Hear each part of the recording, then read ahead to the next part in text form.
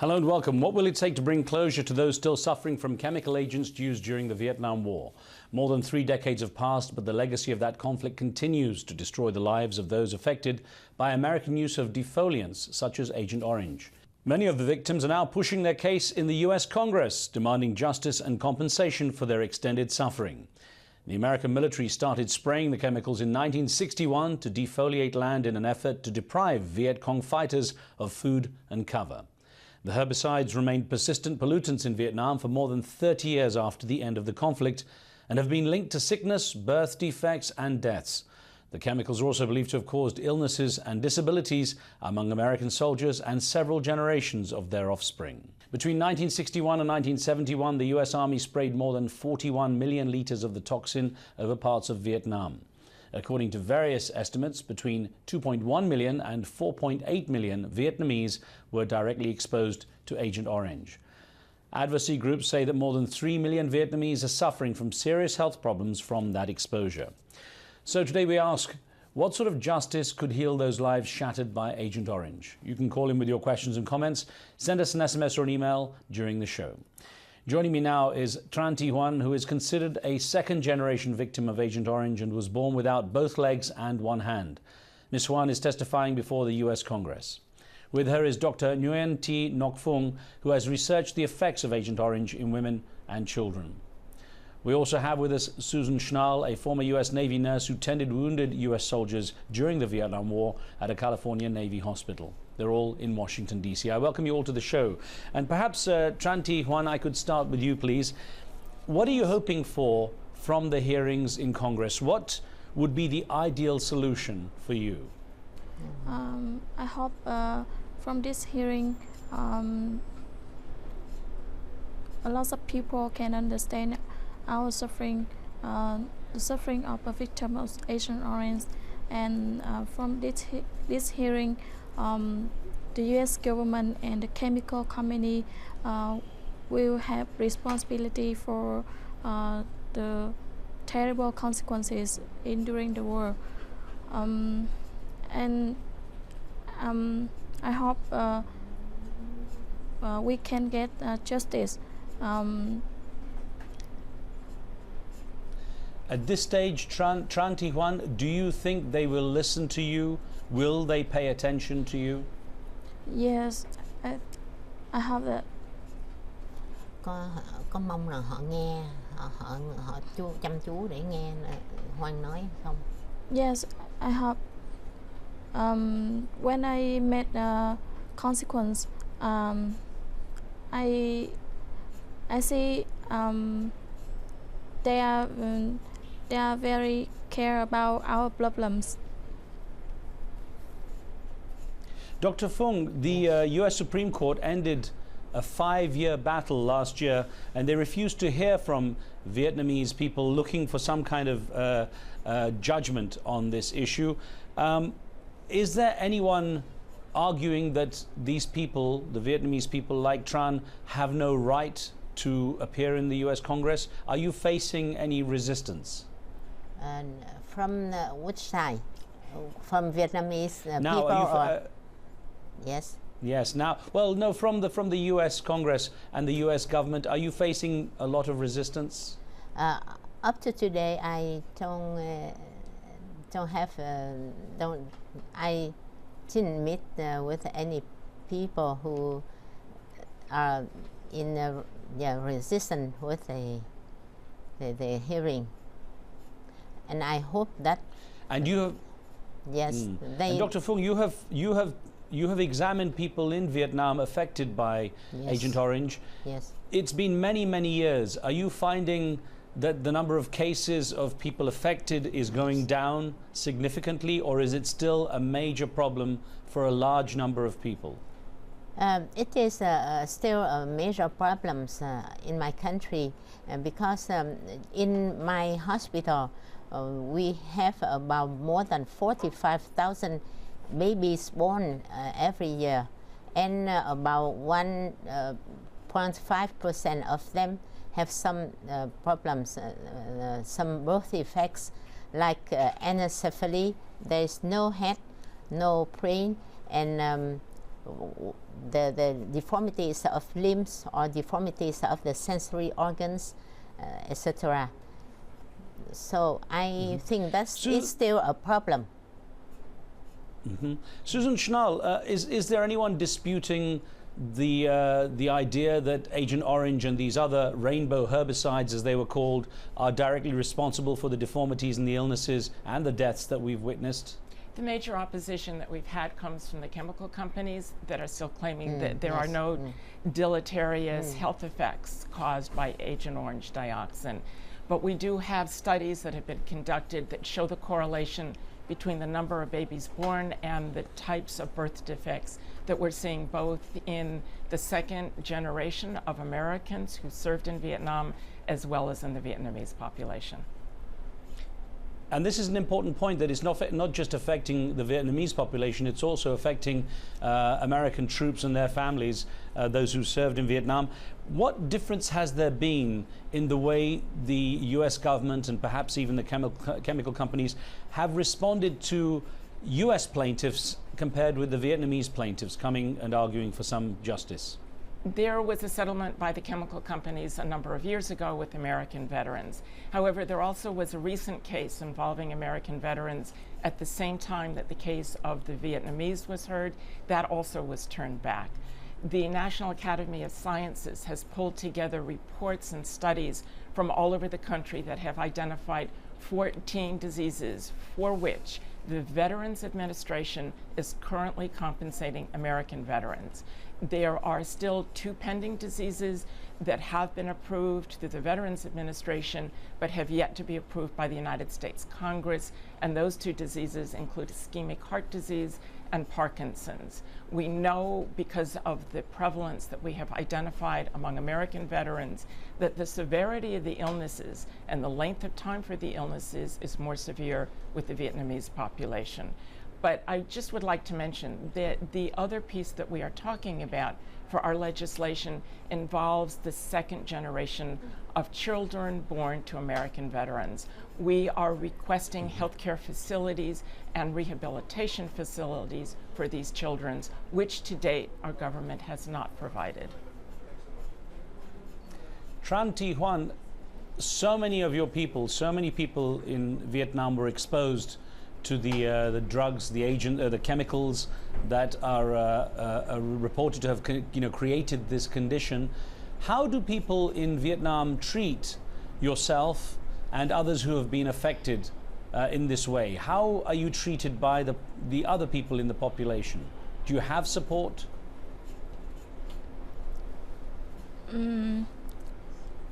Now I living in Peace Village, and in this and in there I get an education, a health care, and it make me feel belief in my life, and I can overcome any of my difficult problems. Dr. Phuong, tell me about the peace villages and how they work, because I know there are fairly large groups of people who have these conditions able to get some education and support. So Dr. Phuong, just describe to me how the peace villages work. Yeah, since 1989, some friends of mine from Germany, at that time we called it West Germany in Oberhausen, from Friedensdorf, Oberhausen, came to my hospital and donated the construction of the peace village. And then they donated 12 peace village. In the peace village we receive the children, the disabled children, considered as the victims of Agent Orange dioxin, and we take care of them there. We send them to school, and we help them to reintegrate into the society. And some of them, like Tran Thi Huan, they can go to school, and now she is about graduate from the university in informatics, and then they can have a family of their own, and they can earn their life. Excellent. Well, Susan Schnall, let me ask you, if this has been going on so long, you yourself have witnessed it from the time of the Vietnam War, why has it taken so long for it to be again pushed to the forefront? Why is it taking such a long period of time to find some kind of resolution to the issue of Agent Orange and the rainbow herbicides? It's a terrific question. One of the issues that we have dealt with in the United States is that it took us until 1991 to be able to have official recognition that, in fact, the American veterans who fought in Vietnam during the period of time that the herbicides were sprayed have diseases that correlate with the spraying of the herbicide and dioxin. So if you think about the time 1991, for us to be able to recognize scientifically, in fact, that there are diseases, certainly chronic diseases, correlated with the exposure that the American veterans have. So it is taking us an additional amount of time to be able to say to our government, there also is a correlation with the suffering and the diseases that were caused by the Agent Orange dioxin that continue today for the Vietnamese population. Sometimes issues like this take a longer period of time to be able to get justice for the victims, the American victims, and the Vietnamese. Susan, if I could put you an email that we got from Riaz Qasim, one of our viewers. He wrote in saying, those who use chemical weapons in war will never be held accountable, but taking cases to the US Congress is a step in the right direction. Let me ask you what you would like to hear from the US government. A group of us, it's the Vietnam Agent Orange Relief and Responsibility Campaign, have a proposal currently that we're working on. It has a three-pronged request. One is the extension of benefits for the descendants of American veterans to be able to have healthcare facilities and rehabilitation facilities. The second is the remediation or cleanup of all of those hotspots in Vietnam. There are now some 28 of them, and we know that Congress is about to hear a proposal for the cleanup specifically of the Da Nang area. And the third piece is to be able to provide public health benefits and rehabilitation facilities for the Vietnamese who have been impacted by the Agent Orange dioxin. We're talking both about the Vietnamese who live in Vietnam as well as Vietnamese Americans who fought alongside our troops and currently live in the United States, who to date have not received any kind of benefits for their problems. Okay, I'm going to get some more questions to you all in just a moment. We have to take a short break. When we return, is the US doing too little, too late in its move to clean up the contaminated areas and rehabilitate the victims of Agent Orange? We'll be right back with that.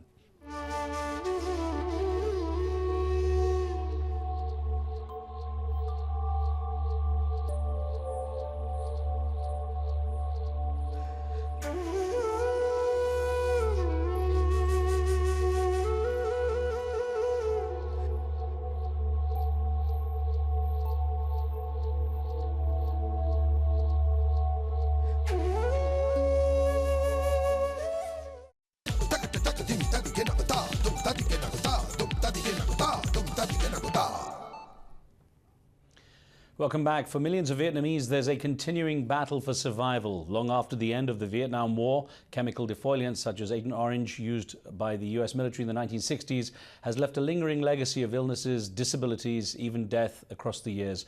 Well, those affected now taking their case to the US Congress. Discussing what they might achieve, I have three guests in Washington, D.C. Tran Thi Huan was born with physical deformities attributed to Agent Orange. Dr. Nguyen Thi Ngoc Phong is a clinical researcher specializing on the impact of chemical defoliants on women and children in Vietnam. And Susan Schnall is a former US Navy nurse who tended wounded American soldiers during the Vietnam War. Tran Thi Huan, let me ask you, what could really help improve the quality of your life in Vietnam now? What could be done to make your life that much easier and make you feel more secure with your situation? Excuse me, I want to ask. Là ông hỏi bây giờ có làm cái gì được để cho cuộc sống của Hoan với lại của những đứa bé mà khuyết tật khác nó tốt hơn, làm sao cho cuộc sống nó tốt hơn? I think, and with my experience in Peace Village, I think all the victims of Agent Orange, we need the health care, and education, vocational education, and And I think some hotspots in Vietnam has been clean up the land and water, because if the chemical company and the US government don't clean up the land and the water in hotspots, I don't know how many generations in the future maybe like me or worse than me. All right. Let's get a call in from Germany. We have Ruth on the line. Ruth, go ahead, please. Yes, I have a question. If these hearings in Congress lead nowhere, what is the chance of taking this to the International Court of War Crimes in The Hague? I'm not talking about the Yugoslavian war crimes. The general war crimes. I understand what you're saying. Actually, Ruth, I understand what you're saying. In fact, we had an email from a viewer by the name of Saeed Abdul Rahman. And Susan Schnall, if you could answer that and Ruth's question. Saeed Abdul Rahman wrote in saying, will the Vietnamese have a better shot of being compensated if they took their claims to the ICC, the International Criminal Court? It's a difficult question to answer. We are in the very preliminary stages of approaching the United States Congress, and so far both the representative we've met with and the senators and their representatives have all been sympathetic towards our proposal for legislation. And I think it's important for us to remember that we're talking about that lasting legacy from the Vietnam War of over 40 years ago. And we're talking about being able to provide the right and the correct thing for the American veterans, for their descendants, as well as for the Vietnamese. We're basically just getting started over the last couple of years, and we expect and we hope that we will be successful before we start to talk about going into another type of legal case. Susan, a question from a viewer, if I may put this to you. It came by Twitter from Tariq, who wrote in saying, no one has ever received justice from the most arrogant imperial power. It is foolish for the Vietnamese to think they will. Obviously cynical about any result in the US courts. Let me ask you, Susan, do you believe there's a double standard, that perhaps the Vietnamese people have less of a chance of having their voices heard because of the history of the relationship between the countries, between the US and Vietnam?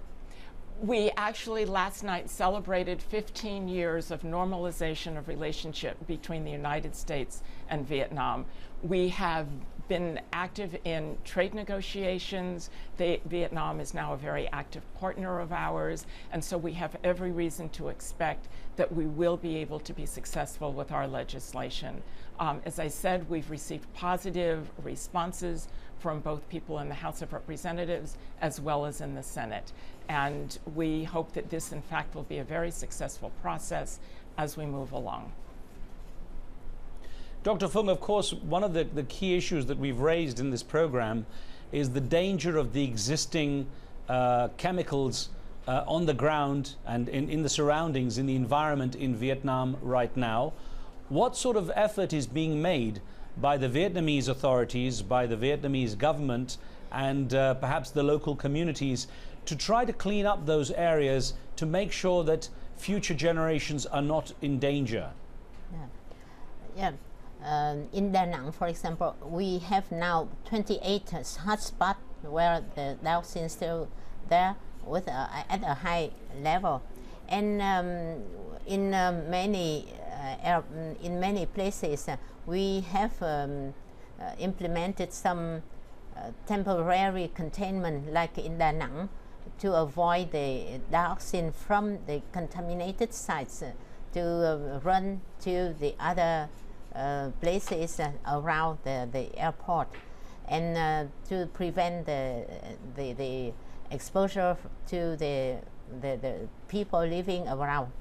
And then we also have the education for the people living around the hotspot to do not use the water or the fish or shrimp of this area. And we are trying our best to for the clean up of this hotspot. Okay. Yes. All right, Oliver in Virginia, let's squeeze in your question quickly, please. Yes, sir. My question is, if the U.S. Will pay the Vietnamese compensation, then every other pay the same. Because, as you know from history, the British Army used chemical weapons against the Iraqi Kurds in 1919 revolution. Then they have to pay too. So every power should pay, not only the U.S. So, I mean... you make an interesting point, Oliver. You make an interesting point. Let me put that along with an email question we got from Khan Ali Gohar Durrani in Peshawar in Pakistan to Susan Schnall. A quick thought here. It is out of the question for the US to give compensation to the Vietnamese, because if the government does so, it will also have to compensate millions in Iraq and Afghanistan. And that's something that Oliver is raising there from Virginia. A quick thought. Do you think there's the danger of opening a can of worms and that the government doesn't want to risk this? The US government doesn't want to risk this? I just would like to be clear about the legislation that we're working on. We're not talking about compensation to each individual victim who was harmed. What we are talking about is the provision of healthcare service, educational facilities, rehabilitation facilities that will be provided to those people who are harmed during the Vietnam conflict in Vietnam. Do we think that the same ought to be extended? Of course. We think that this is a very important opportunity to talk about the environmental damages that continue. And Susan, yes. I have to stop you there, unfortunately, because we're out of time, but I want to thank you, Tran, and Dr. Fung for joining us for this debate. Thank you all. Thank you. Thank you. Thanks for being with us too. Now, remember, you can follow the show on Facebook and see what we're up to there. You can give us your thoughts and feedback on the shows and post your questions and comments. But on the next show, cash and corruption. International donors are set to meet in Afghanistan, but what progress has been made? Former Afghan presidential candidate and finance minister Ashraf Ghani outlines his prescription for turning the country around. From me and the team, we'll see you for that. Goodbye for now.